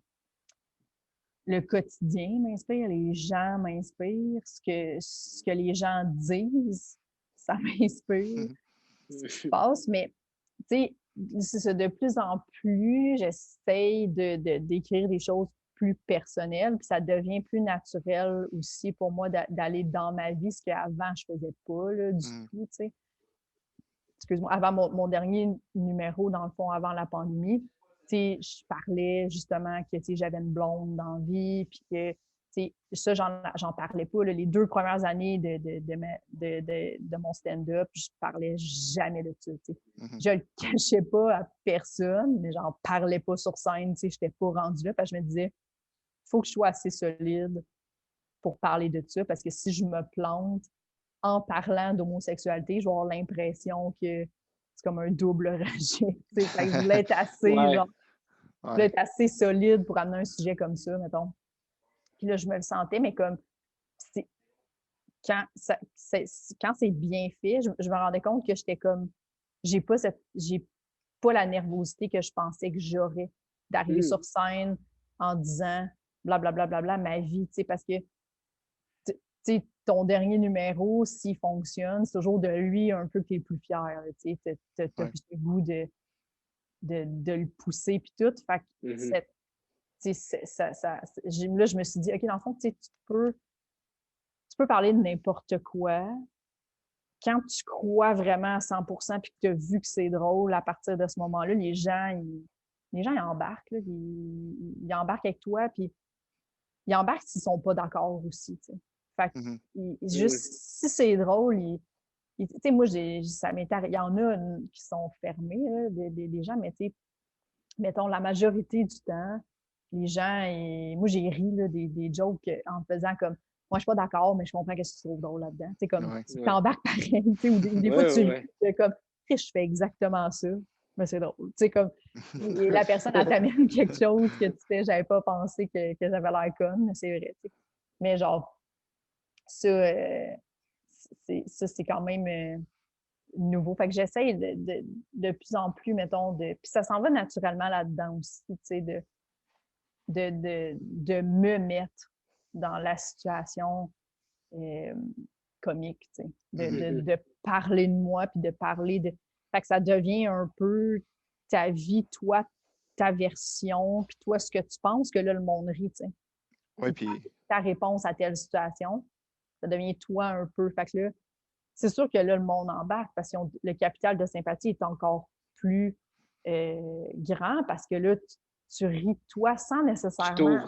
Ouais, c'est ça. Tu t'ouvres, puis tu parles pas nécessairement de toi du premier degré, puis pas genre, t'es pas tout le temps en train de faire regarder comment j'ai l'air stupide. C'est juste plus comme, et là, moi, j'ai réagi comme ça, puis voici comment moi, ce que je pense, puis ce que ça m'a fait, tout, tu sais, comme. Fait que là, ça devient vraiment, vraiment riche, tu sais, mais c'est le fun à faire. C'est le fun je suis vraiment contente d'être capable maintenant d'écrire plus là-dessus, tu sais, d'apprendre à te connaître plus, puis qu'est-ce qui est drôle de toi puis tes réactions aussi. Fait que ça devient de plus en plus ça, ma créativité. Puis ça me fait penser tantôt, tu as posé une question sur est-ce que tu vois la corrélation entre est-ce que une joke que tu écris, mettons, à l'ordi ou une joke qui te vient comme ça, tu sais, quelle qui est la meilleure, puis on est parti sur autre chose. Mais j'ai réalisé, moi, que les deux, ouais, les deux se valent, mais comme il y a des jokes là, que j'ai eu qui sont apparus dans ma tête, puis qui sont restés intacts comme ça, Aziz, puis que ça fait sont dans mon 15, mettons, là, sont là, puis sont apparus comme ça. Mais il y a des jokes que j'ai développé à l'écriture, que la première idée que je pensais qui était bonne, elle n'existe plus. Là. C'est rendu comme. Fait que c'est pour ça que je veux pas.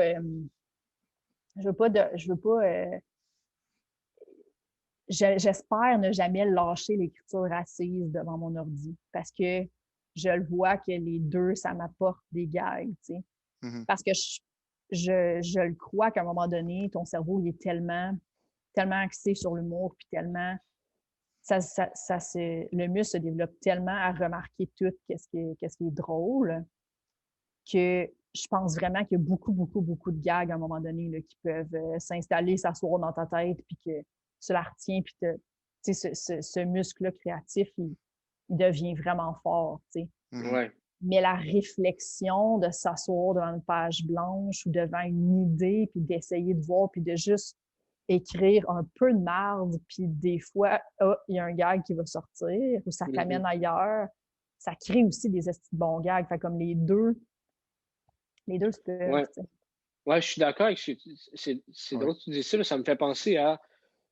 Moi, je suis un peu comme ça aussi, dans le sens que je réalise que souvent, des gags qui vont venir spontanément, que je vais juste noter ou faire un message vocal, même s'il dure 37 secondes, c'est quand même rapide, là, c'est quand même spontané, je considère. Puis on dirait que ça, c'est comme le patron, ta spontanéité est là. Puis après ça, quand tu es devant ton ordi, là, il y a d'autres affaires qui viennent, mais c'est comme une autre façon de penser. C'est des gags différents, on dirait, qui vont venir. C'est plus des gags spontanés, c'est des gags plus réfléchis, plus logiques. Parce que là, tu t'es plus posé vers ce que tu fais. Oui, je trouve que on dirait que ça active une autre partie de ton cerveau. Ouais, c'est vraiment je suis en train de créer, tu sais. Ouais. Puis l'autre partie, c'est la spontanéité, tu sais. Puis tant mieux d'avoir les deux, tu sais. Mais est-ce que je comprends qu'à un moment donné, la vie avance, là, puis tu sais, je comprends qu'il y a ceux qui ont tu commences à avoir plus de contrats, puis tout, puis tu as de moins en moins de temps pour t'asseoir, pour écrire. Je comprends les gens je comprends qu'il y en a qui disent « Oh, moi, c'est vraiment plus efficace maintenant de builder tout dans ma tête. » Puis c'est peut-être qu'à un moment donné aussi, ton cerveau, ta partie spontanée du cerveau qui crée des gags, elle devient tellement bien huilée que je comprends que tu es capable de créer des numbers avec ça, probablement. Mais je pense que de se forcer à s'asseoir, puis à écrire, puis je pense que c'est bon. Mais j'écris moins qu'avant. À cette heure, mettons, j'écris ma V1, mais qui a été écrit longtemps, là, qui a été retouché et tout. Mais avant, mettons, un coup, je l'ai essayé une fois. Après ça, souvent, je ne retouche plus, dans le sens que j'y retouche dans ma tête. Je ne vais pas me réasseoir et faire qui est cette ligne-là. Ce qui crée que, mettons, quand j'envoie un number à trait d'humour, puis que là, je me rassois puis je recheck le texte, je suis comme « Oh mon Dieu! » Tu sais, comme c'est plus ça, là, tu sais. Fait que là, il faut que je le retape carrément, tu sais, avec juste le par cœur. Le texte, il pue ça. Fait que ça c'est aussi une évolution que j'ai remarqué, là, que maintenant, mettons, tous mes textes sont écrits, mais l'évolution est souvent dans ma tête. Je rouvre pas mon document Word après pour faire que ça s'est rendu la V7, V8, mais je devrais vraiment le faire parce que ça serait vraiment moins compliqué que de le réécrire après. Là. Mais souvent, il va se têter aussi.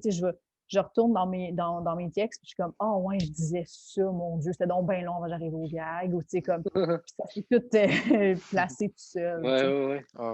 Ouais. Mais c'est parce que ça devient vivant, c'est ça, une fois que tu le fais. Exact. Le fameux muscle là, qui reconnaît tout de suite qu'est-ce qui est moins bon, qu'est-ce qui est trop long, puis tout ça. Exact, vraiment. Ouais. Est-ce que souvent aussi avec des mots-clés, tu sais, quand tu fais ton pacing, après, tu testes dans un bar, puis tu fais comme à zéro sortie, comme. Des fois, ça fait que ça scrape une joke aussi, là. Des fois, ça fait que tu fais comme ah, elle n'a pas marché, puis j'étais sûre que c'était bon, puis là, tu retournes voir ce que tu avais écrit, puis t'es comme ah, je ne l'ai pas dit pantoute comme ça. C'était pas ça pantoute, il y avait quasiment trop de mots, ou des fois, tu le dis une fois, ou des fois, ça fait ça aussi. Je retourne voir mes textes parce que la joke, elle ne fonctionne plus. Puis là, je me dis, pourquoi elle a tout le temps super bien fonctionné, puis elle ne fonctionne plus? Puis je retourne, puis je me rends compte que de show en show, j'ai changé un mot, j'ai rajouté des affaires, puis là, je suis comme, ah, tu vois, là, c'est ça. Fait que là, de retourner, ça m'aide à...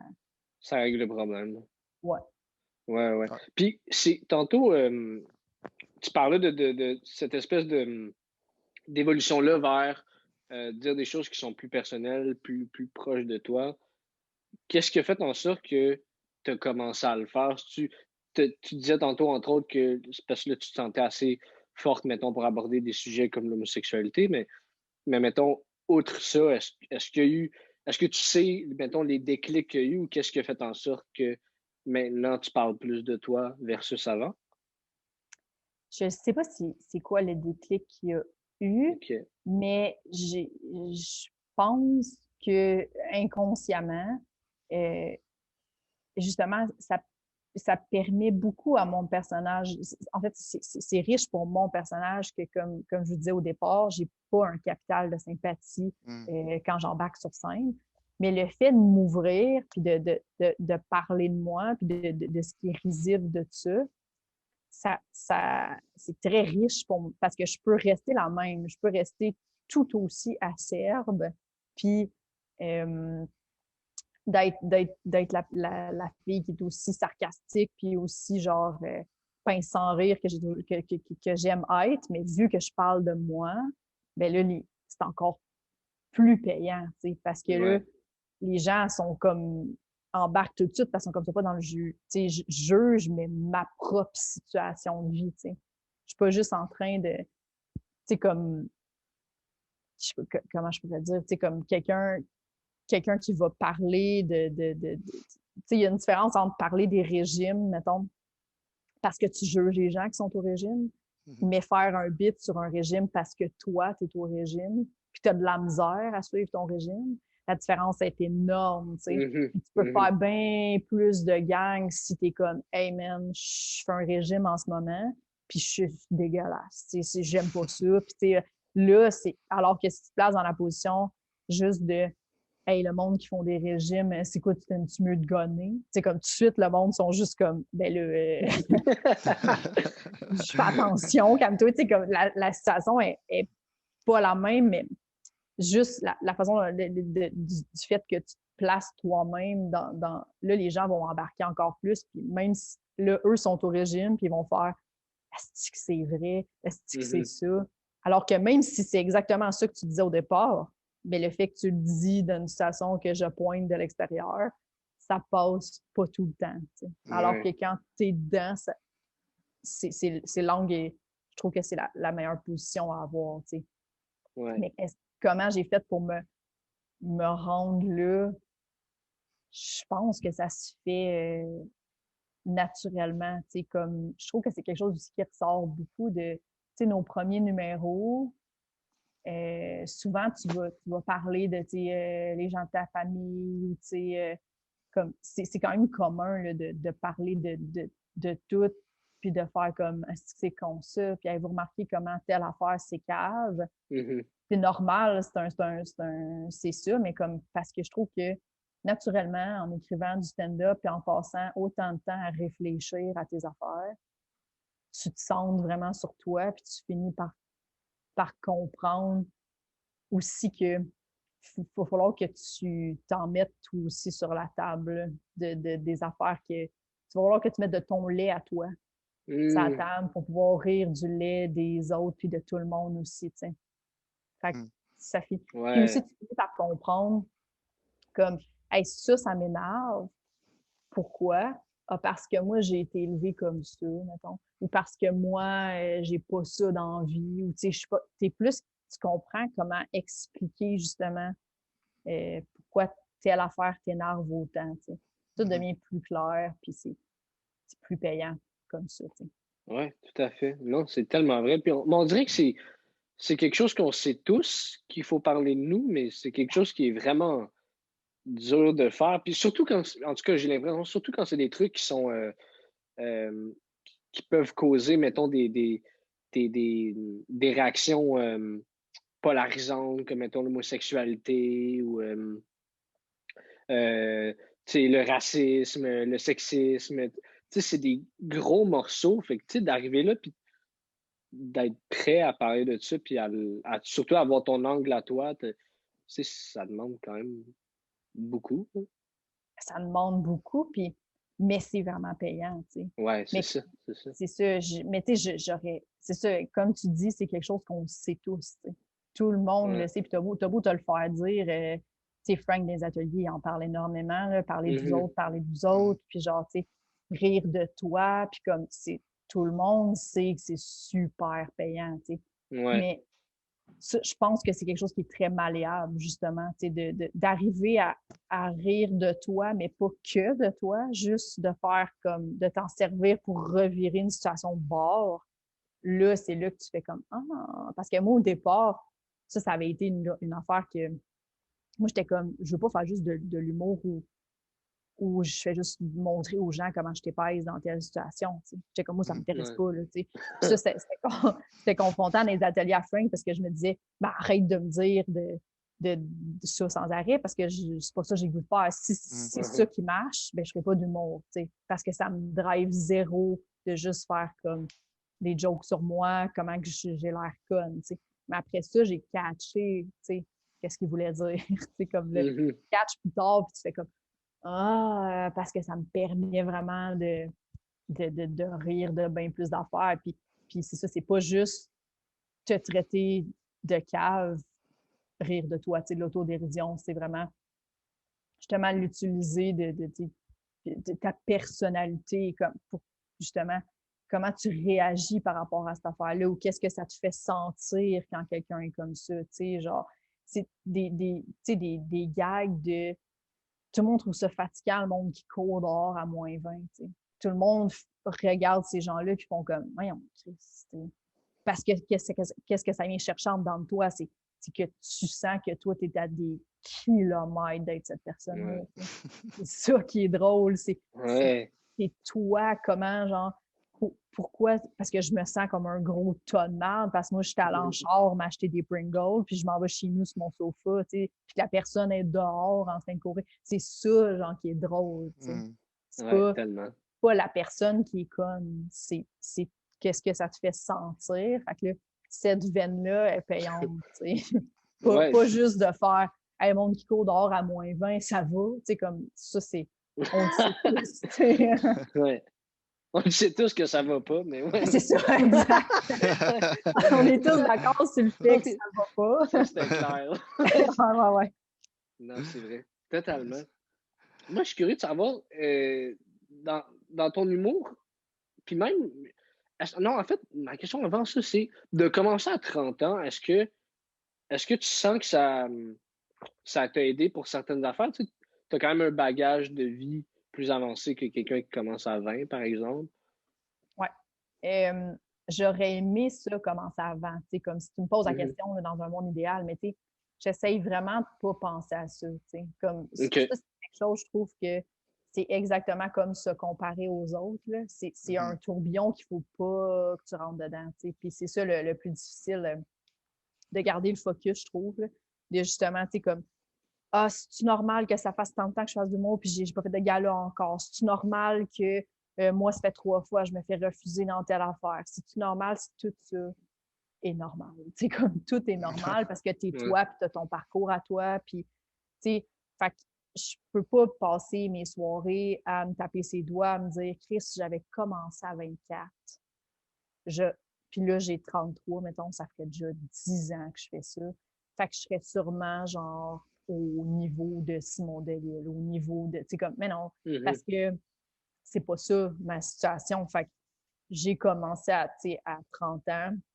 Je peux pas rien faire d'autre. Tout ce que je peux faire, c'est garder le focus puis travailler le plus. Tu sais, ce que je contrôle, c'est ça. C'est mon travail, c'est mes présences sur scène, puis c'est essayer de me développer au maximum des opportunités que j'ai. Je pourrais pas savoir qu'est-ce que ça aurait donné si j'avais fait en route. Ça n'existe plus en route. J'étais pas là.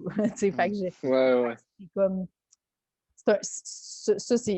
j'essaye vraiment, vraiment de garder ce focus-là parce que, c'est sûr que des fois, j'y pense. Des fois, je me dis, si j'avais commencé à cet âge-là, crément, je serais sûrement ailleurs, puis plus solide, puis tu sais. Mais la beauté du stand-up, c'est que tu peux être vraiment vieux, puis c'est pas grave, tu sais. Dans le sens que je suis pas une actrice où un moment donné, ils vont me demander de me mettre à poil dans une scène de douche, là. Genre, tu sais, je vais toujours être habillée sur scène, puis c'est pas grave si je vieillis, puis comme, je pense pas que c'est grave. Puis, tu sais, on a la preuve, là, maintenant, les gens sont vraiment, vraiment plus ouverts, puis tu sais, comme, il y a des gens de 40 quelques années qui me font autant rire que des gens qui ont 20, tu sais, comme, le rire, ça n'a pas d'âge, c'est universel, puis ça. Quelque chose de drôle, c'est quelque chose de drôle. Tu sais, le rire l'emporte, puis on est chanceux pour ça. Tu sais. Fait que c'est là-dessus que j'essaie de focusser, mais oui, j'ai sûrement un bagage, mais en même temps, c'est ça. J'aurais aimé ça, mettons, commencer avant, c'est bien évident. Mais en même temps, je regarde les jeunes, tu sais, mettons, comme à votre âge, j'aurais pas pu. Tu sais, j'aurais pas pu. Je lève mon chapeau à tout le monde qui commence à écrire des textes à 20 ans. Moi, j'ai aucune idée. Tu sais, j'étais poche à 30, fait que j'imagine pas à 20. Ouais. C'est vrai, d'une façon. Ouais. Vraiment. Ben, tu sais, moi, mettons, à 23, c'est ça. T'es pas ni pour gérer ton identité puis de commencer une carrière en même temps. C'est vrai. C'est assez... c'est un défi. Moi, je suis quand même content que tu trouves que j'ai de l'air d'avoir 20 ans. Ça, c'est le fun. T'as quel âge? 27. Je m'approche de la trentaine 27. dangereusement, puis ça me fait peur un peu. Fait que je suis content quand tu m'as dit ça, c'est bon.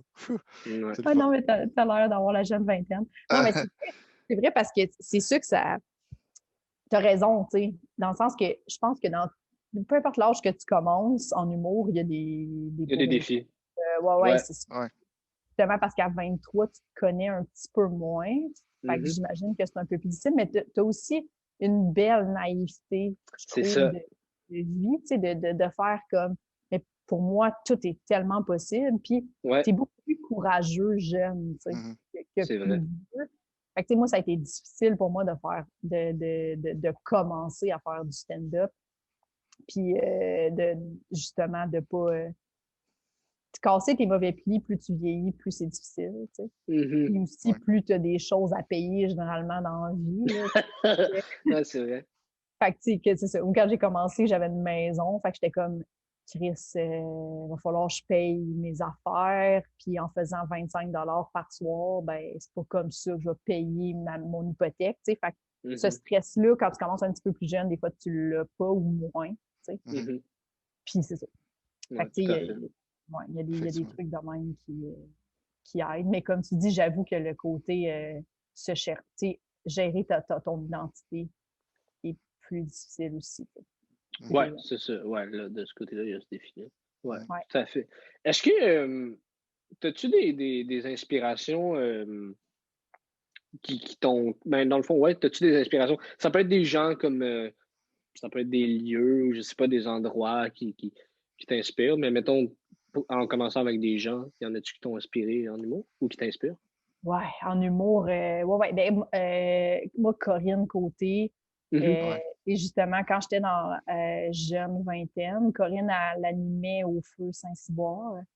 Puis, c'est là, j'ai commencé à aller, c'est la première soirée d'humour, en fait, que je suis allée comme ça, randomly.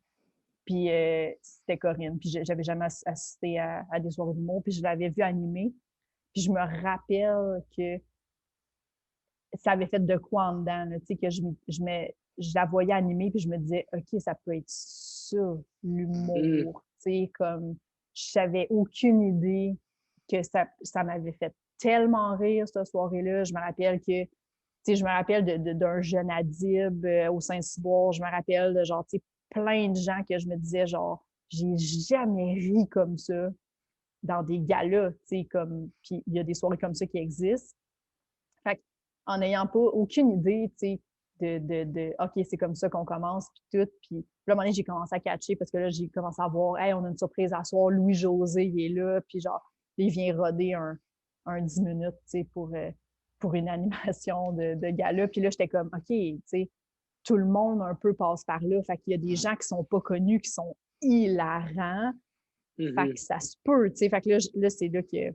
Mais Corinne, elle m'a vraiment inspirée énormément. Puis même au départ, il a fallu que je me défasse de ça, tu sais, parce que quand j'ai commencé à l'école, tu sais, Charles Deschamps me disait, tu ressembles pas à Corinne, c'est Corinne. J'ai vu Corinne tout le long de ton numéro. Tu sais, comme il me le disait sans arrêt, mais tu sais, il y a vraiment des... C'est une inspiration, Corinne, mais j'ai aussi beaucoup de similitudes dans le sens que c'est pour ça que ça me faisait autant quelque chose sur scène, parce que c'est la première personne qui disait des choses qui me faisaient autant rire, parce que ça s'approchait tellement de ma personnalité et de ce qui, moi, me faisait rire. Et là, à un moment donné, c'était comme un brain fuck de tabarnak, je suis en train de la copier ou je m'inspire d'elle, ou comme, tu sais, qu'est-ce qui se passe? Fait que ça a été difficile de ça, mais ça s'en va toujours avec le temps. Là. Moi, je pense que c'est tout à fait normal. Il y a eu combien de personnes qui ont commencé l'école en imitant un peu, sans trop le savoir, Louis-José ou François Bellefeuille. C'est comme, c'est plein. C'est pas une question de manque d'originalité, c'est juste, tu es tellement obsédé par ça, que ça, ton cerveau, à un moment donné, tu fais plus la distinction. Ouais. Mais Corinne, elle m'a vraiment beaucoup inspirée, mettons, au Québec. Il y a Maude aussi. Tu sais, Maude Landry, je la voyais, mettons, roder. Puis, j'étais allée voir ses premières heures aux ZooFest, tu sais, puis comme elle me faisait juste... Maude, c'est complètement différent de l'humour que moi, je fais, mettons. Mais ça me fait rire viscéralement, Maude. Là, tu sais, ça fait... Mon cerveau est à off, je l'écoute, puis je me dis comment qu'elle crée ses affaires, est-ce qu'elle est bonne, puis tu sais, ça me faisait vraiment rire. Puis je l'aime beaucoup comme artiste, je la trouve vraiment brillante puis créative. Kat Levac aussi, évidemment. Ça, c'est pas mal, mettons, pour les filles. Tu sais, pour vrai, j'ai les humoristes québécoises, filles, je les trouve vraiment fortes. Ouais. Pas que les filles aux États-Unis ne sont pas fortes. C'est juste, on dirait qu'aux États-Unis, je trippe vraiment plus. Les gars me font capoter. Les filles, il y en a que j'aime, mais ça me rejoint un peu moins. Tu sais, comme les filles du Québec, je trouve vraiment, vraiment, vraiment fortes. Puis, mettons, aux États-Unis, comme Manis Calco, je capote sur ce gars-là. Je le trouve écœurant. Je trouve que ça, c'est de l'observation à son meilleur. Puis, tu sais, il fait des act-out que c'est pas grand-chose, puis tu ris. Tu sais, oui, des fois, il en met trop, mais tu veux ça un peu, tu sais. Puis comme, tellement viscéralement drôle, ce gars-là, puis sa façon d'habiter la scène, puis de... C'est fou. Je trouve Bill Burr aussi vient chercher... Bill Burr, c'est... Je suis pas d'accord avec ben des affaires qu'il dit, mais qui risque que ça me fait rire pareil. Là, même si c'est des affaires que je suis comme ça, c'est sexiste, mais c'est drôle pareil. Il m'a quand même, même si je suis la cible de ses blagues, ça me fait. Il est quand même. Lui, Bill Burr, c'est vraiment quelqu'un, je trouve, qu'il maîtrise parfaitement le. Ça va être choquant, mais c'est une joke. Ouais. Calme-toi. Puis c'est une joke. Puis ça se peut que ça te fâche. Puis des fois, c'est un peu ça, on dirait, tu ris fâché. Bill Burr, tu sais. Ouais, t'es comme, ça va loin, mais est-ce que c'est une bonne idée pareil, tu sais. Fait que je trouve que c'est un peu ça, tu sais, il pousse la limite tout le temps, comme, on dirait qu'il te compte une joke, mais qu'il te tape d'en face en même temps, tu sais, genre, t'es comme... mais c'est ça. Des fois, ils racontent de quoi, puis t'es vraiment pendu à leur lèvres. Je trouve que les Américains sont très, très, très forts, selon moi. Puis j'aime beaucoup leur delivery, j'aime beaucoup c'est ça. On dit souvent qu'ils sont 10 ans avant nous. Là, je trouve leurs idées sont... C'est ça. Puis on dirait qu'ils n'ont pas... Aux États-Unis, c'est comme convenu, ça aussi. Comme Bill Burr, au Québec, il y a Mike qui a fait un peu dans le sens de pousser la limite, ou un peu d'humour comme ça, de genre, je vais dire quelque chose d'un peu choquant. Comme... Mais Mike, il a vraiment un capital sympathique, je trouve. Ouais. Que Bill Burr a pas, tu sais. Je trouve qu'aux États-Unis, ils ont ça beaucoup. Le capital sympathique s'en crisse. Ils sont tellement au-dessus de ça. Puis c'est ça que je pense, que je trouve que c'est vrai. C'est pour ça que j'ai l'impression peut-être que ils sont vraiment forts, là, parce que justement, ils ont on dirait le public est. Tu sais, le public à Bill Burr, là, il y en a il y en a du monde qui vont là, ils rient, ils sont pas d'accord, là, tu sais. C'est ça la beauté de l'humour, je trouve, des fois aussi, de faire comme pas d'accord avec toi, là, mais tes idées sont tellement, tu sais, comme Chris, que tu as pensé à ça, là, tu sais, comme je trouve que c'est ça, ils s'en foutent carrément, ils s'excusent pas, c'est ça. Je trouve ça vraiment beau. Puis si on pouvait en venir à ça au Québec, je pense que ça serait cool. Mais en même temps, ce qui fait qu'on aime tellement les humoristes au Québec, puis que c'est tellement riche comme industrie, les gens aiment tellement les humoristes, c'est le fait justement qu'on aime ça être en amour avec la personne. Ouais. Ça, aimer, avoir l'impression que Louis-José est tellement, tellement, tellement gentil. Savoir ça. C'est vrai. C'est très vrai. Nice. Puis moi, je me demandais, les conseils que tu donnerais à quelqu'un qui veut commencer en humour? Apprends, c'est vraiment de base, mais apprends justement à te planter puis à voir le positif, mais vraiment, c'est vraiment important. Là, comme je disais au début, comme des fois, c'est décourageant. Là, tu sors d'un atelier puis tu fais comme j'étais sûre que c'était vraiment bon, mon texte, mais finalement, j'ai une joke. Même toi, tu as travaillé toute la semaine. Là, tu pensais que tu avais un nouveau 5. Là. Puis là, tu joues, mettons, à un open mic dans 2 jours, puis tu pensais faire ce 5-là de façon intégrale. Là, puis genre, ça va t'arriver de faire ah, ben non, tu sais, mais j'ai une joke, tu sais, j'ai eu une bonne joke, je pense. Puis, tu sais, vas-y vraiment une joke à la fois. Tu sais, c'est vraiment ça l'important. Puis, c'est vraiment long se bâtir du bon matériel, tu sais. Puis, c'est vraiment pas grave que ça soit long. Puis, ça se peut que ça soit long, puis que ça se peut que tu aies des fois l'impression que tu as juste un 8 minutes depuis 1 an, tu sais. Mais à un moment donné, tu vas peut-être écrire 37 minutes en 2 mois. Puis là, tu vas faire Chris. C'est pas grave, ça. C'est vraiment pas grave. T'sais. L'important, c'est juste de jamais arrêter. Si tu as vraiment la conviction que c'est ça que tu veux faire, qu'on porte pas aux autres, fais tes affaires, puis apprends ce que tu as à apprendre, puis c'est ça, c'est vraiment pas grave de se planter, puis c'est pas grave de se planter devant quelqu'un d'important, puis c'est pas grave si tu fais un esti de bon coup devant quelqu'un d'important, puis que cette personne-là, puis tu n'en entends pas parler après, tu sais. Dans le sens qu'il n'y a rien, il y a jamais rien de grave, puis il n'y a rien d'indélébile vraiment, à part des inconduites sexuelles. Dans le sens que, tu sais, des fois, on est comme, ah là, je vais jouer devant cette personne-là, puis là, cette personne-là, c'est sûr, après, elle va me booker partout parce qu'elle book telle autre soirée, puis finalement, mais c'est pas parce que tu n'as pas été assez bon, c'est pas parce que c'est juste parce que cette personne-là, quand tu étais sur scène, elle t'a peut-être pas écouté, ou finalement, elle t'a écouté, elle t'a trouvé bon, mais elle a tellement de demandes, tu sais, comme, juste fais tes affaires, puis essaye juste fais juste le meilleur de ce que tu peux, puis that's it, tu sais. Ouais.